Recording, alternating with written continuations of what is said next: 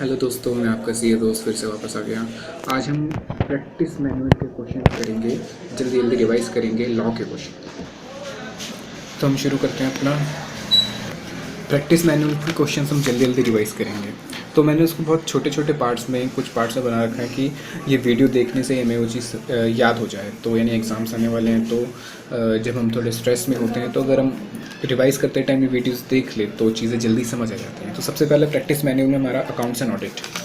Point number A, section 128 में लिखा हुआ है कि books of accounts of company and other relevant documents, यानी कि books of accounts and other relevant documents section 128 में कहता है बोर्ड रेजोल्यूशन बनाना है अपॉइंटिंग मिस्टर डब्ल्यू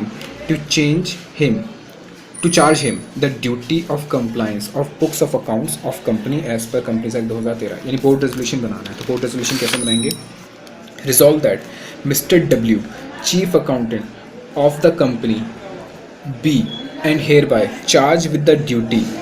ठीक है, हम उसको चार्ज दे रहे हैं ड्यूटी का, यानी कि रिस्पॉन्सिबिलिटी भी आएगी साथ में ड्यूटी भी आएगी, रिस्पॉन्सिबिलिटी भी आएगी साथ में ड्यूटी भी आएगी, यानी हमने उसे duty the of seeing that the requirement of section 129, यानी कि जो बुक्स ऑफ अकाउंट्स है उसी का सेक्शन है, 134 of company act are duly and fully complied, यानी इस वाले के अंदर तो हमने उसे एक ड्यूटी दी। Resolve further that mister W is hereby interested with the authority, यानी यहाँ पे हम उसको पावर भी दे रहे हैं टू डू सच एक्ट्स और deeds as may be necessary for the purpose of discharging the duty. अगर कोई पेनल्टी, अगर कॉन्सिक्वेंसेस क्या होंगे कॉन्ट्रावेंशन के, तो managing director, whole time director, CFO या डायरेक्टर इंचार्ज, यानी इस रेजोल्यूशन में जिसको हमने डायरेक्टर इंचार्ज बनाया था, इम्प्रिजमेंट हो सकता है 1 साल तक या फिर फाइन 50,000 से लेके 5 लाख तक का। सी पार्ट सेक्शन 128 के अंदर लिखा हुआ a company can't prepare it's books of accounts at cash basis, cash basis पे कंपनी जो है अपने बुक्स ऑफ अकाउंट्स नहीं बना सकती। Books of accounts and other relevant documents, यानी हमेशा जब भी वो फाइनेंशियल अकाउंट्स की बात करता है, तो अगर हम लैंग्वेज की देखें तो लैंग्वेज के अंदर वो हमेशा कभी फाइनल अकाउंट्स नहीं लिखता, वो कहता है books of accounts and other relevant documents. तो एग्जाम के अंदर भी हम ये लिखे तो ज़्यादा अच्छा रहेगा, books of accounts and other relevant documents can be inspected only by director, सिर्फ डायरेक्टर इंस्पेक्ट कर सकता है ड्यूरिंग ऑफिस आवर्स के अंदर, and not through an agent, यानी जनरल रूल है। However as per the judicial case, एक जो केस हुआ था सुप्रीम कोर्ट ने कहा था held that a director is allowed to inspect books of accounts and other relevant documents of company if following condition are satisfied, यानी एक director is allowed to inspect books of accounts and other relevant documents of company with the help of agent, यानी कि वो एक agent के through books of account other relevant document भी check करवा सकता है अगर ये तीनों कंडीशन सेटिस्फाई हो जाती है। Approval has been taken from board से अप्रूवल ले लिया अगर उस पर्सन को अपॉइंट करने के लिए। There is no reasonable objection for appointment of such person as an agent, यानी कोई रीजनेबल ऑब्जेक्शन नहीं है कि उस पर्सन को अपॉइंट ना किया जाए। The person appointed shall use या यूटिलाइज द इंफॉर्मेशन, यानी जो भी इंफॉर्मेशन मिलेगी उसको यूटिलाइज करेगा only for the purpose of his principal, यानी इसके प्रिंसिपल यानी डायरेक्टर के लिए, and not for any other purpose. ठीक है, अगर ये कंडीशन फुलफिल होती है तो एजेंट के थ्रू भी इंफॉर्मेशन को चेक करवा सकते हैं, इंस्पेक्ट करवा सकता है books of accounts and other relevant document. Section 129 financial statement of company shall comply with accounting standard issued under section 133 of companies act. Where financial statement does not comply with accounting standard, then such company shall disclose, तो उस company को disclose करना पड़ेगा in financial statement कि deviation है, deviation क्यों है, affect क्या हुआ डेविएशन का, deviation from accounting standard, reason of deviation और affect of such deviation. Also whole time director, managing director, director incharge या CFO liable for punishment. Also section 143 punishment वही 50,000 से लेके 5 लाख तक और 1 साल की इम्प्रिजमेंट या बोथ। सेक्शन 143 में ऑडिटर की भी रिस्पॉन्सिबिलिटी है कि उसको अपनी रिपोर्ट के अंदर इफेक्ट लिखना पड़ेगा, यानी रिपोर्ट को मॉडिफाई करना पड़ेगा। अप्रूवल ऑफ फाइनेंशियल स्टेटमेंट कौन अप्रूव करेगा, ये इंपॉर्टेंट क्वेश्चन है, हो सकता है इस बार भी एग्जाम में आ जाए, बहुत इंपॉर्टेंट पॉइंट ये। कौन अप्रूव करता है? चेयरपर्सन अप्रूव करेगा अगर वो ऑथराइज है तो, या फिर दो डायरेक्टर जिसमें से एक डायरेक्टर जो है सीईओ हो और दूसरा डायरेक्टर एमडी हो, दो डायरेक्टर जिसमें से एक डायरेक्टर सीईओ हो और दूसरा डायरेक्टर एमडी हो, प्लस इसके साथ साथ सीएफओ साइन करे और कंपनी सेक्रेटरी साइन करे। ये होल टाइम में होना चाहिए। अगर ये होल टाइम में नहीं है कंपनी सेक्रेटरी तो ये साइन नहीं करेगा। यानी कि चेयरपर्सन अगर उसे ऑथराइज करा तो चेयरपर्सन अगर उसे ऑथराइज कराए तो सीई दो या फिर और दो डायरेक्टर जिसमें से एक डायरेक्टर एमडी दूसरा डायरेक्टर सीईओ प्लस सीएफओ और CS. Next point, auditors resignation before completion of tenure to be filed by board of director but approval of shareholder is necessary. यानी अगर ऑडिटर रिज़ाइन करता है तो वो casual vacancy होती है, लेकिन इस केस के अंदर यानी जब वो रिज़ाइन करेगा तो बोर्ड ही अपॉइंट करेगा दूसरा ऑडिटर, लेकिन उसको शेयर होल्डर्स की अप्रूवल लेनी पड़ेगी, नेसेसरी होता है।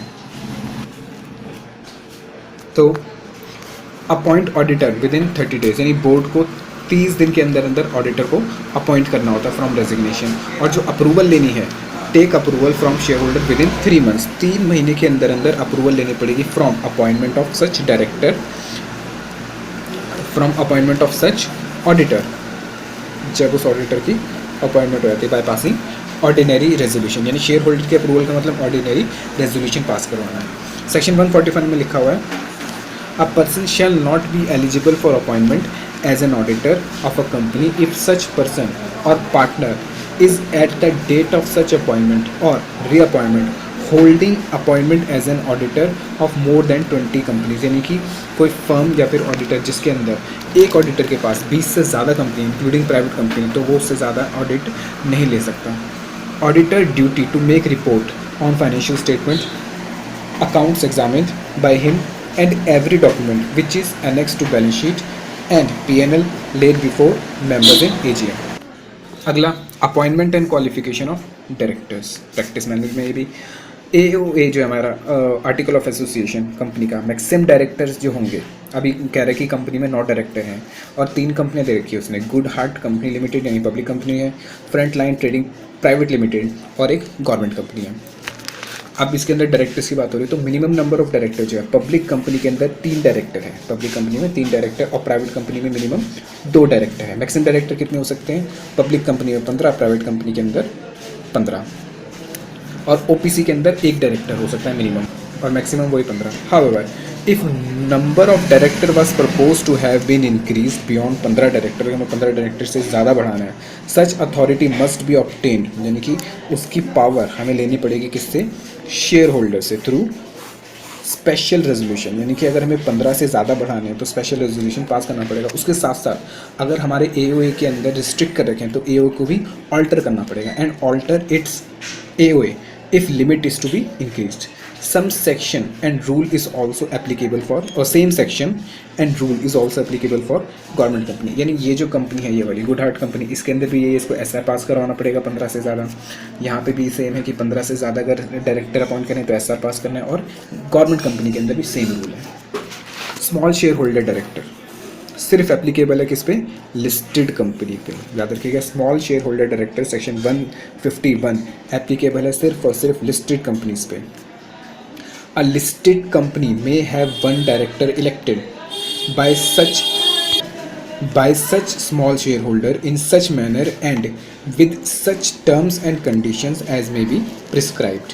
स्मॉल शेयर होल्डर डायरेक्टर कौन होगा? Holding shares less than 20,000 nominal value, इसके पास 20,000 से कम के, 20,000 नॉट मोर देन है, 20,000 या उससे कम के holding shares, not more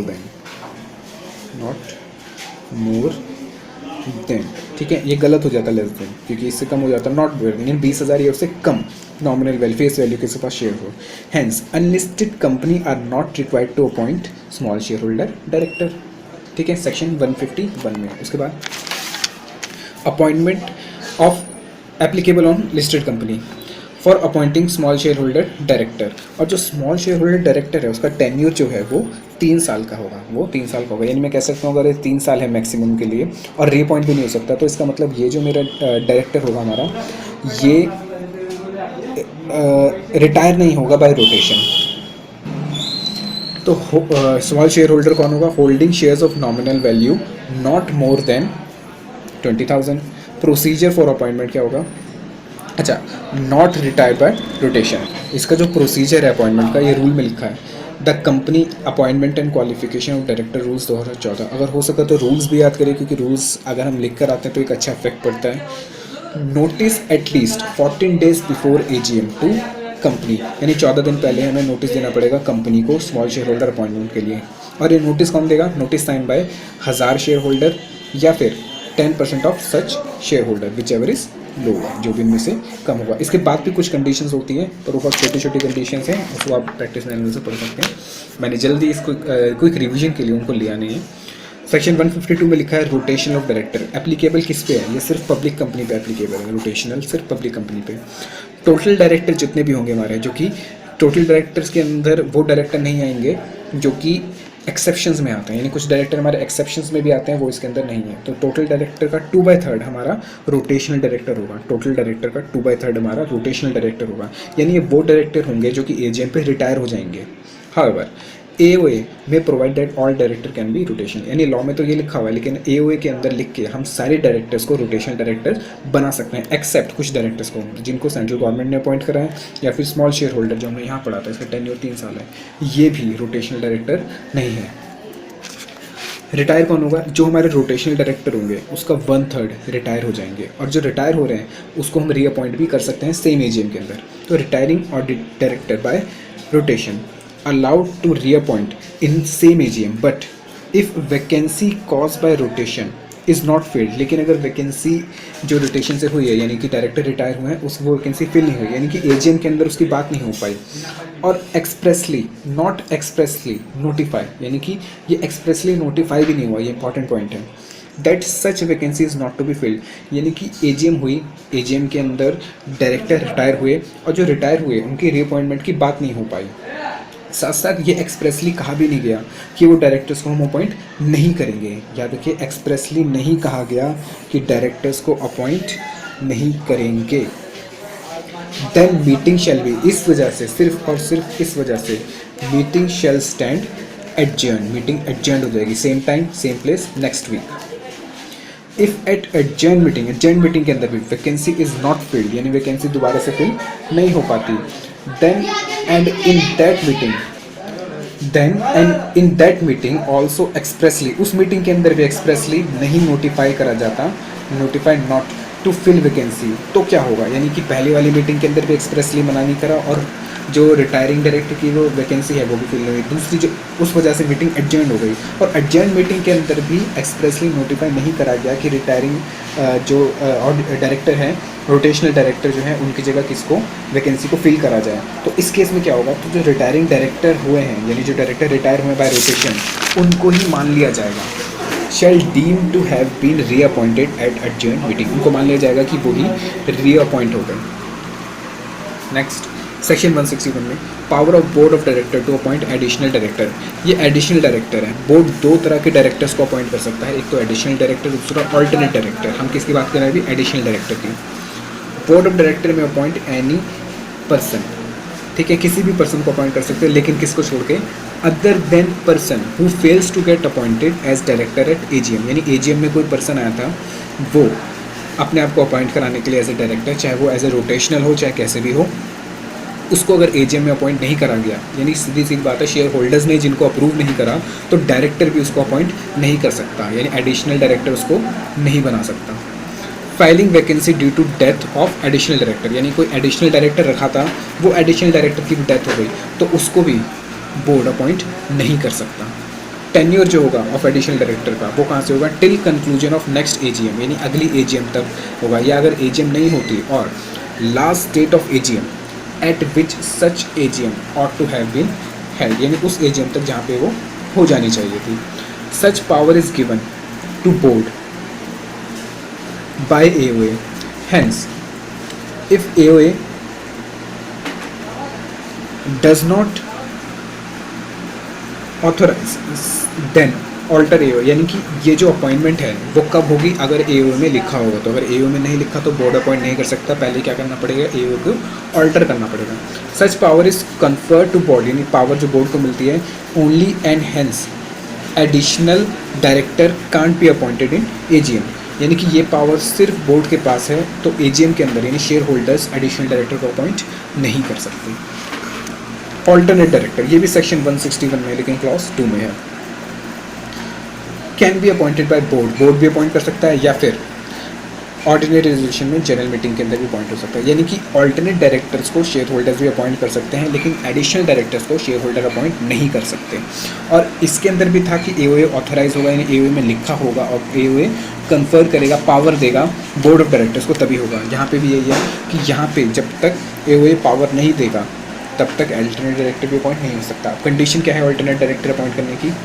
any person to act as an alternate director, ठीक है, किसी भी पर्सन को अपॉइंट करा सकता है। To act as an alternate director during his absence, यानी किसी कोई डायरेक्टर अगर नहीं है या नहीं है मतलब वो इंडिया से बाहर चला गया है, कितने पीरियड के लिए? नॉट लेस देन 3 मंथ्स, यानी कम से कम 3 महीने के लिए वो इंडिया से बाहर जाएगा, उस तभी जो बाकी डायरेक्टर्स हैं वो ऑल्टरनेट डायरेक्टर अपॉइंट कर सकते हैं उसकी जगह पे, नहीं तो नहीं कर सकते। To act as alternate director during his absence for a period not less than 3 months from India, यानी इंडिया से बाहर जाना चाहिए उस डायरेक्टर को जिसकी जगह ऑल्टरनेट डायरेक्टर को अपॉइंट करा जा रहा है। ठीक है, next point, AOA of a company यानी आर्टिकल्स ऑफ ए कंपनी में provide for appointment of not less then 2/3, ठीक है, एओए में लिख सकते हैं कि भाई जो 2/3 है हमारे director of total direct number of directors of A company in accordance with the principle of proportional, in accordance with the principle of proportional representation. तो ये हमारे 2 चैप्टर अभी इसमें ख़त्म हो गए। बहुत इंपॉर्टेंट मैंने पॉइंट लिए हैं, यानी कि सिर्फ एक क्विक रिवीजन के लिए है। तो ये सारे पॉइंट्स सिर्फ क्विक रिवीजन के लिए थे, इसमें मैंने बहुत सारे पॉइंट्स छोड़े भी हैं, जो मुझे इंपॉर्टेंट पॉइंट्स लगते हैं मैंने वही कवर करे हैं, ताकि हम 15 मिनट 10 मिनट की वीडियो के अंदर इस पॉइंट को जल्दी जल्दी कवर कर सकें और याद कर सकें। और नवंबर 2016 के एग्ज़ाम इस बस आने ही वाले हैं, तो मैं आप सबको बेस्ट ऑफ लक कहता हूँ कि अच्छे से एग्ज़ाम दो, पढ़ाई करो। और अगर ये वीडियोज़ आपको अच्छी लगती है तो आप मुझे सजेस्ट करो कि मैं और किन किन चीज़ों पे वीडियो बना सकता हूँ। सब्सक्राइब करो और इसको ज़्यादा से ज़्यादा आप कोशिश करो कि दूसरों को शेयर करो, ताकि वो लोग भी इसका बेनिफिट ले सकें। Okay, bye bye.